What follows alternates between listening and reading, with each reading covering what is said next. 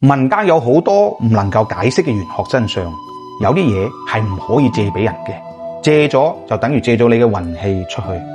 第一樣唔可以借，唔好借自己嘅能量磁場。有啲人揾你抱怨啊、訴苦啊，你要離佢哋遠啲，尤其要注意唔好俾人喺你屋企喊。第二樣唔借得嘅，唔好借你嘅因果信用，唔好幫人哋做擔保啊，唔好做媒人去搭橋牽線。有啲嘢你千祈唔好做，後果你諗都諗唔到。第三樣唔可以借嘅，唔好借你嘅時間同命理時數。親戚朋友之間幫手嘅嘢，你要慎重處理。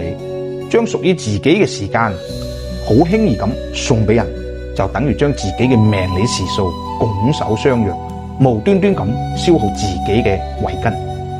第四樣唔好借，屋企嘅家運根基唔可以借，唔好俾親戚喺你屋企養病，亦都唔好俾朋友喺你屋企同房，閨蜜喺你屋企喊都唔得嘅，呢啲都會令你屋企嘅家運喺無形之中流失嘅。呢啲事睇起身好細件，但係你知道咗，照住做嘅話咧，對你有好處嘅。師父祝你事事順利，福身無量。